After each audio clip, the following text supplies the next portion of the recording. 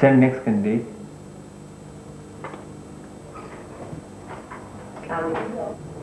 तशरीफ लाइए, बैठिए। शुक्रिया जी। मिस उज़मा, मिसेस उज़मा खान, यही नाम है? जी। कितना एक्सपीरियंस है आपको सर्विस का मिसेस उज़मा? सर मुझे तवील तजुर्बा है सर्विस का। मैंने मुख्तलिफ जगहों पर मुख्तलिफ हैसियतों में काम किया। मेरी दरख्वास्त पे सब तफसील लिखी हुई है। नहीं, मैंने आपकी दरख्वास्त देख ली है। वक्त बहुत बदल गया है, हर चीज़ कंप्यूटराइज हो गई है, हमारा पूरा दफ्तर भी कंप्यूटर पे चला गया है। अच्छा ये बताएं कि किसी किस्म की भी प्रोग्रामिंग से मुताल्लिक कंप्यूटर के बारे में कुछ जानती हैं आप? जी नहीं, मुझे कंप्यूटर का कोई तजुर्बा नहीं। बीबी आपके पास सलाहियतें हैं, तजुर्बा अपनी जगह, लेकिन अगर आप कंप्यूटर से वाकिफ नहीं तो फिर हमारे दफ्तर में कोई गुंजाइश निकालना मुश्किल है। देखिए मेरा ख्याल है कि मैं चंद रोज की ट्रेनिंग से कंप्यूटर सीख सकती हूँ। यकीनन सीख सकती हैं, लेकिन हमारे पास कैसा शोभा नहीं है। फिर भी हमने आपकी सलाहियतों और तजुर्बे को देखते हुए आपकी दरख्वास्त ज़ेर गौर रखी है। टेलीफोन कॉन्टेक्ट है ना इस पर? जी फोन नहीं मेरे पास, एड्रेस है इस पर। ठीक है, हम आपके एड्रेस पर आपको इन्फॉर्म कर देंगे। क्या एड्रेस है आपका? कहाँ रहती हैं आप? क्यों, यहाँ इंसान नहीं रहते? इंसान तो हर जगह रहते हैं, लेकिन आपको देखकर अंदाजा नहीं हो सकता कि आप यहाँ रहती होंगे। देखिए अगर मैं डिफेंस के 2000 गज के बंगले से आती तो क्या मेरी काबिलियत या सलाहियतें मुख्तलिफ होती? नो नो, मेरा ही मतलब नहीं। शुक्रिया। बहरहाल विल लेट यू नो।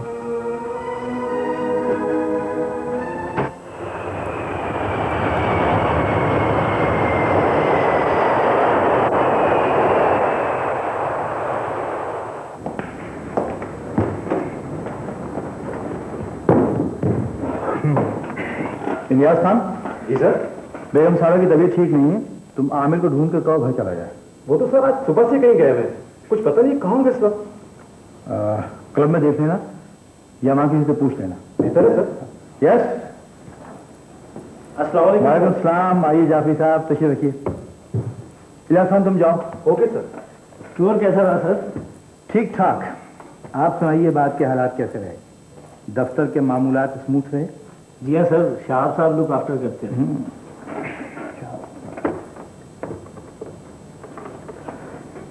कौन? शाह कहाँ है? अच्छा, उन्हें तलाश करके मेरे कमरे में भिजवाइए।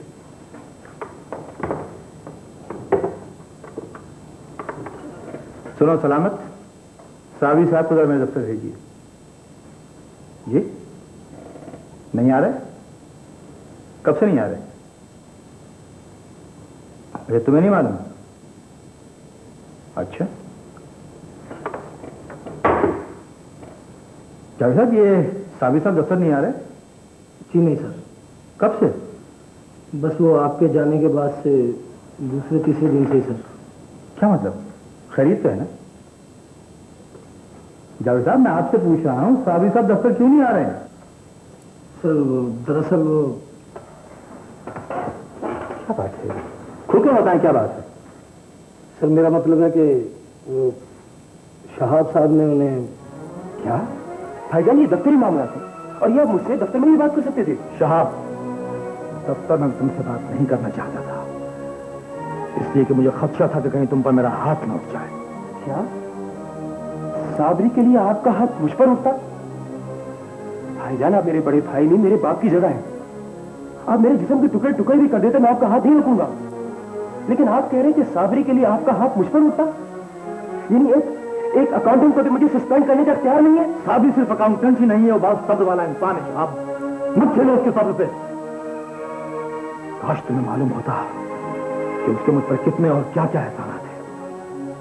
डैडी, मैंने मना किया था कि अंदर कोई ना आए। डैडी दरअसल वो जाफरी साहब आए। साबरी है उनके साथ? नहीं डैडी। जाफरी को अंदर भेजो। आई एम सॉरी भाईजान कि आप हर्ट हुए, मैं शायद गलती पर था। मैं ये तो जानता था कि आपके और साबिर साहब के दरमियान बहुत जज्बाती रिश्ता है, लेकिन मैं इस जज्बात की शिद्दत को शायद समझ नहीं सका। और भाईजान वैसे भी मैंने उन्हें सस्पेंड किया, टर्मिनेट नहीं किया है। नहीं आया नहीं सर, मुझे मालूम था वो नहीं आएगा।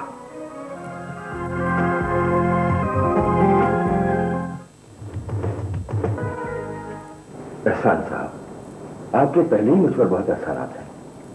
यहाँ आकर तो आपने मुझे जेरबार कर दिया। ऐसा ना कहो साबरी, मेरा तो सिर्फ नाम एहसान है। एहसान तो तुम्हारे हम पर बहुत सारे हैं, और अगर इन एहसानात को तराजू के पलड़े में रखा जाए तो तुम्हारा पलड़ा झुक जाएगा। मेरा ख्याल है हम अच्छे और काबिल रस दोस्त रहें, यही बेहतर है। मैं तुम्हारे साथ बॉक्सिंग कब की है साबरी? आपने तो नहीं की, लेकिन शहाब दिया ने मुझे बहुत सलील किया है।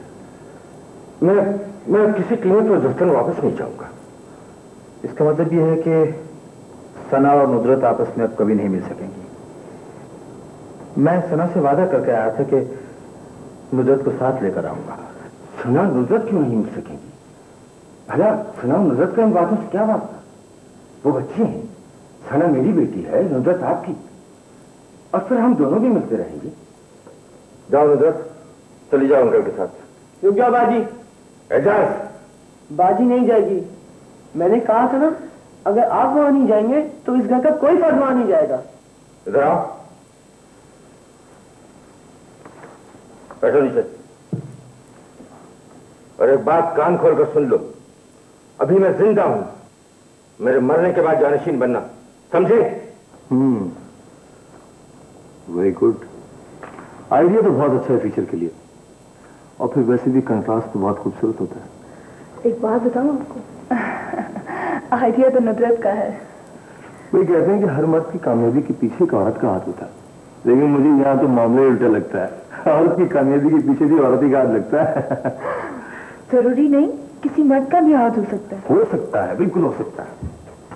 एनीवे, अब आपको दोनों तबके दिखाने हैं, upper end upper class, lower end lower class, आसमान को छूती हुई इमारत और पाताल में धंसती हुई गुर्बत। इस सिलसिले में अब आपको दोनों तबके दिखाने हैं, upper end upper class, lower end lower class, आसमान को छूती हुई इमारत और पाताल में धंसती हुई गुर्बत। इस सिलसिले में आप लोगों को इंटरव्यूज करें, तस्वीर बनाएं, किसी गंदी मताफन नालियों में खेलते हुए बच्चे, लेकिन आसमान को छूते हुए स्काई स्क्रैपर्स भी।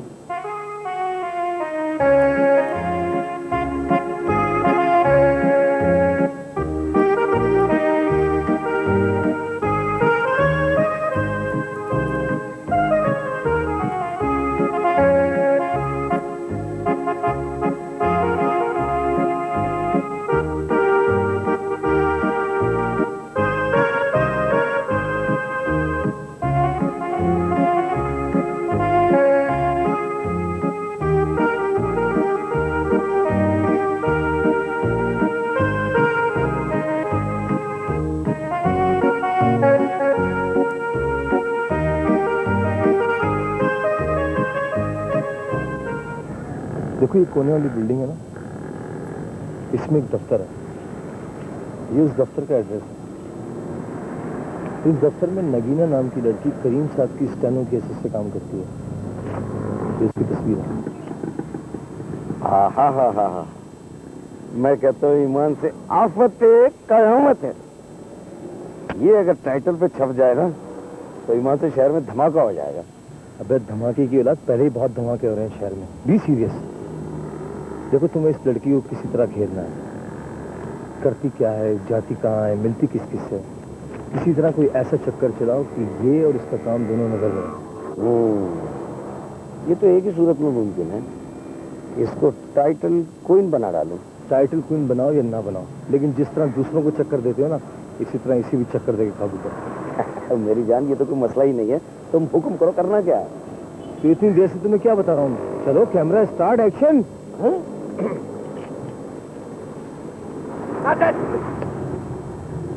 सुनिए पज्जा, उसके ऊपर ने ऐसे लपेटे मारे, सारी जिंदगी याद करेगा। वो तो है ही।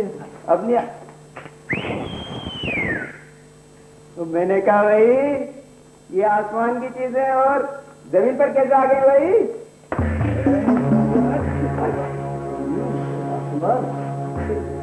बेगम जी आप घर चलें।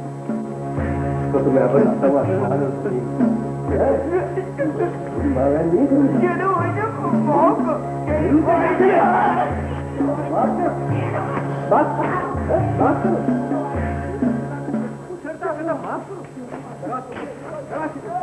मैं तो तंग आ गई। रोज रास्ते में खड़ा होता है लड़का। यहाँ कोई भी शरीफ आदमी नहीं क्या? तुमने मुझे पहले क्यों नहीं बताया? अच्छा जाके दरवाजा बंद करो।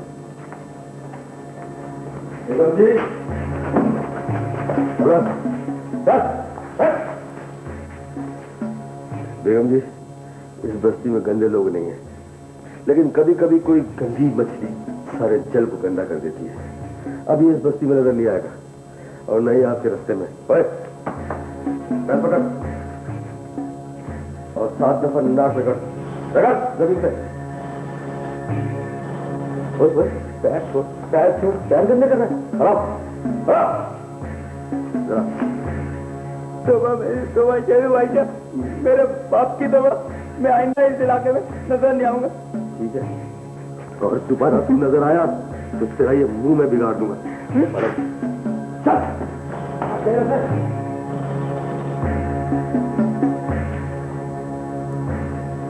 मैं माफी चाहता हूँ बेगम जी, शेरू के होते हुए आपको परेशानी हुआ।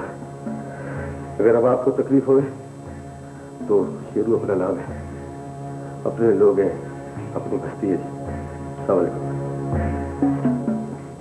तुम्हारी सना से क्या बात हुई? सना कह रही थी कि अपने अब्बू को समझाओ। अब्बू कभी नहीं मानेंगे। जो फैसला एक बार कर लें उससे हटते नहीं है। फिर अब क्या करेंगे? मैंने अब्बू से बात की थी। फिर कहने लगे कि दुनिया में सिर्फ वही एक ऑफिस तो नहीं है जिसने पैदा किया है वही रोजगार भी देगा। लेकिन बाजी इतना आसान नहीं है नौकरी मिलना। इजाज भी अब्बू से कह रहा था कि मैं कोई काम कर लूं। काम करेगा? इतना तो है वो। अम्मी से कौन है वो समझाए? अम्मी की भी कब मानते हैं वो? क्या यार मैंने अपनी इन दोनों आंखों से देखा। मगर तुम कराची क्या करने गए थे? मुझे अचानक जाना पड़ गया, मेरे भांजे का एक्सीडेंट हो गया था। तो कहाँ देखा तुमने? दोनों माँ बेटी सड़क के किनारे खड़ी थी। जब तक मैं उन तक पहुंचा वो टैक्सी में बैठ के रवाना हो चुकी थी। यार तुम पीछा नहीं कर सकते थे? पीछा कैसे करता, वो टैक्सी में थी, मैं पैदल था। ओह माय गॉड, मेरे अहमक हो तुम। यार दूसरी टैक्सी ले सकते थे तुम।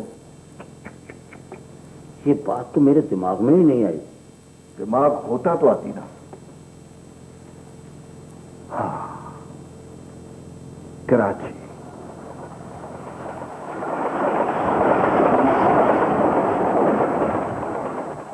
किसी दिन हमारे घर भी चले ना बाजी? हाँ हाँ जरूर चलेंगे, बस जरा घर सेट कर ले। मुझे भी कोई काम बताया करे ना बाजी।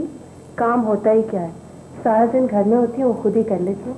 जरीना आई है। सलाम खाला, कैसी हो? ठीक हूँ खाला। अम्मी का क्या हाल है? बस खांसी है उसे। उसे नहीं, उन्हें कहते। जी भूल गई थी, उन्हें खांसी है।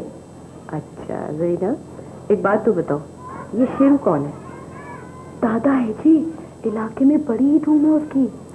ये दादा क्या होता है? जिससे सब डरते हो, बल्कि यूं कहिए बहुत बड़ा गुंडा है। अच्छा, लेकिन हमारे साथ तो बहुत अच्छा सलूक है इसका।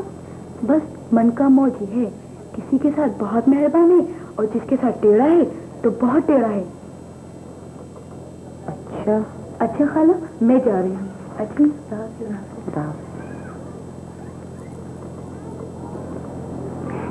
रिदा, मेरे जाने के बाद शेरू तो नहीं आता यहाँ? बस कभी कभी आता है, पूछता है कोई काम तो नहीं है और चला जाता है। अच्छा मैं घर पे ना हूँ तो तुम दरवाजा मत खोला करो। आप लोगों की अचीवमेंट्स के बारे में हाई कमान ने नसीर को तलब किया था। नसीर कल ही वापस आए। अब ये आपको बताएंगे कि वहां क्या फीलिंग्स हैं। नसीर। Thank you sir. अब तक जो कुछ काम आप लोगों ने किया है उससे हाई कमान अगर मायूस नहीं है तो कुछ ऐसा ज्यादा मुतमईन भी नहीं है। लिहाजा आप लोगों को अपनी स्पीड तेज करनी होगी। आप में से अक्सर तारीख से वाकिफ हैं। जब सुल्तान महमूद गजनवी ने बर्रे सगीर में सोमनाथ पर हमला किया था तो यहाँ के 100 राजा महाराजा सोमनाथ के दिफा के लिए इकट्ठे हो गए थे। इसका क्या मतलब है? सर, इसके बावजूद सोमनाथ का दिफा नहीं कर सके थे? नहीं, इसका मतलब ये नहीं है। इसका मतलब है कि उस वक्त बर्रे सगीर 100 टुकड़ों में बटा हुआ था। फिर मुगल एम्पायर कायम हुआ, अंग्रेजों की हुकूमत बनी और ये 100 टुकड़े मिलकर एक हो गए। लेकिन फिर तारीख का पहिया घूमा और ये 1 से 2, 2 से 3 हो गए। तो क्या 5 नहीं हो सकते? यकीनन हो सकते हैं। इसके लिए हमें अपनी स्पीड बढ़ानी होगी और अपना कैनवस फैलाना होगा। सर, कैनवस से मुराद? कैनवस से मुराद यह है कि अब तक हम जो काम कर रहे थे उसका रुख दूसरी तरफ मोड़ना होगा।